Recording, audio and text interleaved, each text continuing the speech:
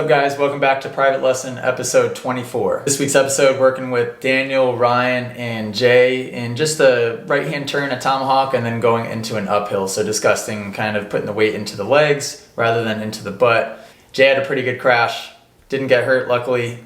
Pretty much saved it, just had to ghost ride the bike. So you guys will see that crash in the video. So he couldn't complete the lesson. It was just Daniel and Ryan completing the lesson. Just a reminder to check out my Patreon page. Just created one last month and it's pretty awesome. It's just a private group where I answer all of your guys' questions. I know a lot of questions are asked in the YouTube comments. I just simply can't get to all those and try to weed through them.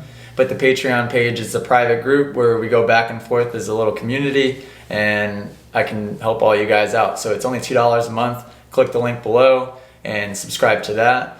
And if you haven't already, subscribe to the channel. But thanks for watching, guys.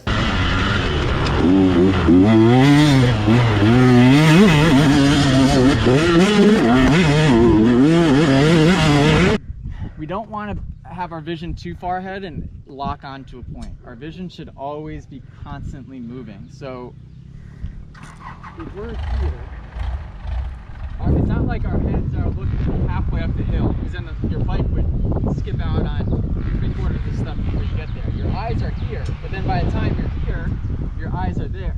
They're basically always picking a point, looking past it, picking a point, looking past it the whole time. So Daniel was complaining that he kept ending up in that same kicker on that far left-hand side.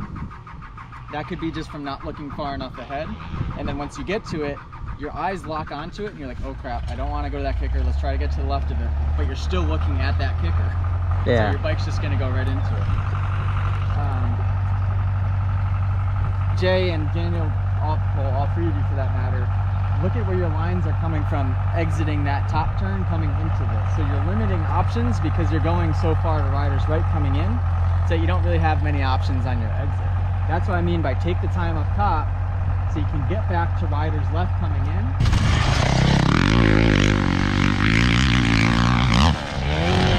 Oh, good save, good save. Wow, that kicker, man. It's like I shimmy back. Are your bars toast? Yep. Did that hurt or you got totally lucky? No, I got lucky. You got very lucky. The way you let go was perfect. Oh, that's probably just your bar mount. See your rubber piece showing there? I hope so. You know what caused that? Yeah. That freaking kicker, the same one that Daniel kept hitting over and over. So I thought it was left, not far enough. I got it on film, but the only thing is you're gonna look like you're a mile away. You're right here. You faded back in, right into this. You can hit that kicker, but it takes a lot of like compensation body position wise. And I don't know if you're ready to be making those adjustments on the fly. You either gotta be here. So this is where I was trying to go, but I know I didn't know speed. Yeah, oh yeah, big time. And if anything, it looked like when you got there, you were like, you could tell you were kind of caught off guard and it just freaking exploded you. Because your feet kind of slipped off the pegs, I think, even on the takeoff. And I watched all the weight fly into your butt.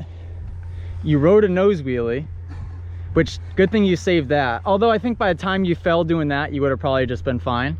I think that one I was expecting to go over, so when it didn't go, I was like, okay, I gotta get rid of it. Because it came off left, I was like, just let it go. Then you whiskied, but you still hung on to it, and then you kind of got rid of it. But you, I mean, that was, for what it is, best case scenario. So you either got to be here or obviously there. This kicker is where we want to avoid. Yeah, don't go here.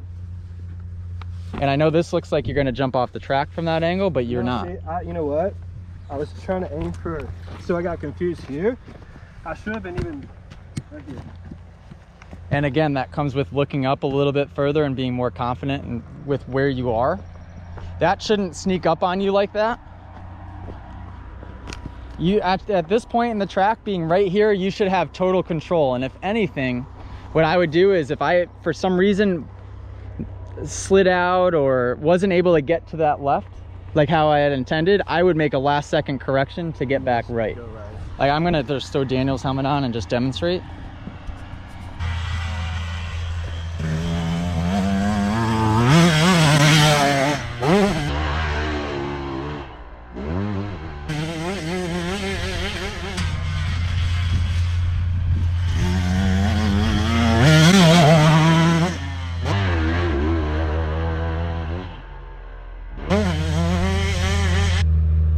feet stay on the pegs.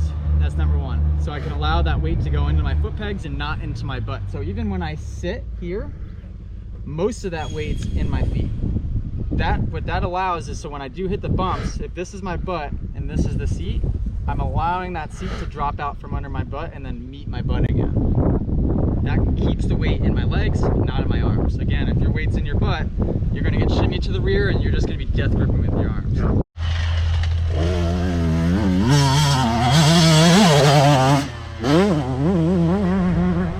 So Daniel's coming off the main line too early and he's getting a ton of wheel spin back there. And by the time he gets here, he's still trying to increase speed so much. Put on!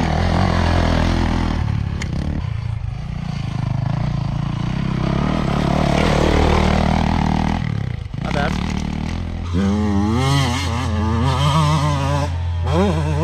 When you're standing and when you're sitting, you have the tendency to fall inside of the bike quite a bit. So your upper body looks pretty unstable when you ride. The whole purpose, if you watch my videos before, I'm sure you've heard this, we keep the elbows up so that our upper body can be centered to the bike and not constantly be falling inside of it. Especially when it's marbly and dry like this, you're constantly going to be feeling that front end and the back end for that matter getting loose on you. So you need to allow it to do so, but if we have our elbows up and our abs tight, we can keep the mistakes here and not here. So Daniel, the last time through, he washed the front a little bit. As you go into the turn, you're like, oh. So it's causing huge mistakes. Where I know I was going through it 15-20% speed because I don't have gear on, but I still probably do it faster than that. And I do it more consistent than that because I'm strong as can be here and I'm staying centered here. So when that bike feels like it wants to do something, I can allow it to do a little something under me. When I hit that kicker, I think I was saying it to the camera when you guys were riding, I could hit that kicker all day long and be fine because I'm so confident in my attack position that I can allow that bike to do what it needs to under me. That's going to take time for you to understand, but you need to keep your upper body centered. And don't do that with your arms, do it with your core. You keep the elbows up for leverage, but we're not death gripping. The elbows are up just to kind of reinforce the idea of keeping us here. Even when I do the one-handed drill, I ride like this with my arm just to reinforce the idea of, okay, stay squared up, stay centered. I don't even know I'm hitting the back brake. I think it's on boost. It's like... Really? Dude, don't touch the rear brake at all then. Again, this is one section where just flow through. You're having a really bad inside elbow issue. Like from the halfway point to the 3/4 mark, you're like this. You slide, slide, and then it catches and it's like really yanking that bike around under you. I think it's part of the reason is because you're so worried about coming off that berm early to avoid that kicker. Ride the berm the whole way. If anything, riding the berm wider will make it easier for you to come off of it when you get to the bottom of the takeoff.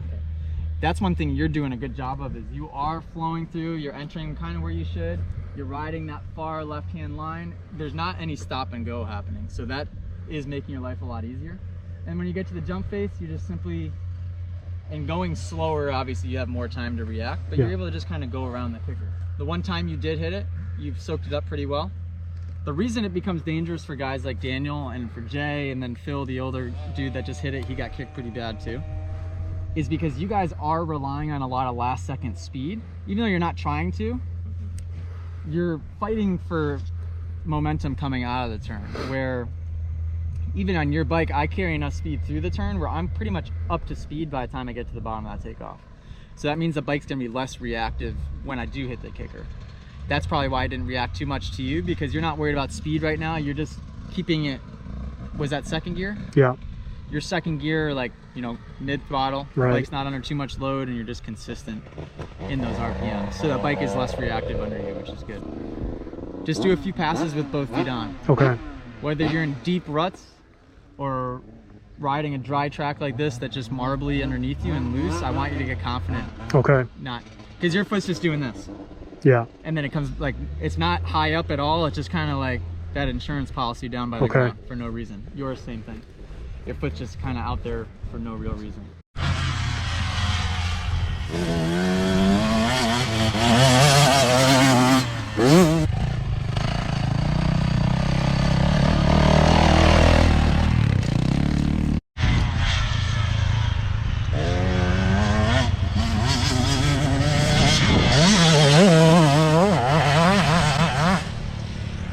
Now this is an uphill where you can choose to sit or stand, kind of, but it's pretty steep grade, and I'm sure it doesn't look it on camera, but it's pretty rough going up this thing.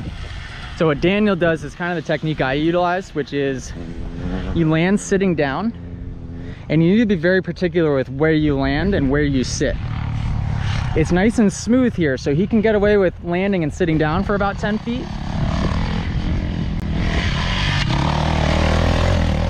And Ryan just did the same thing, sat, and then as soon as it starts to get rough, your butt comes off the seat.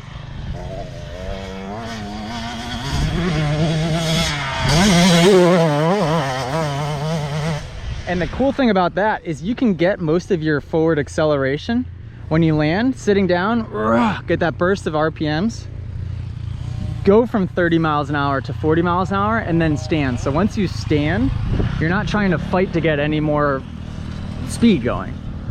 The reason you get arm pump going up hills, and the reason why people when they stand going up hills feel like they're getting ripped off the back of the bike, is because you're trying to gain speed while standing.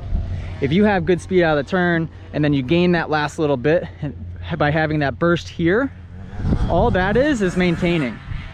And maintaining while standing is a heck of a lot easier than trying to accelerate.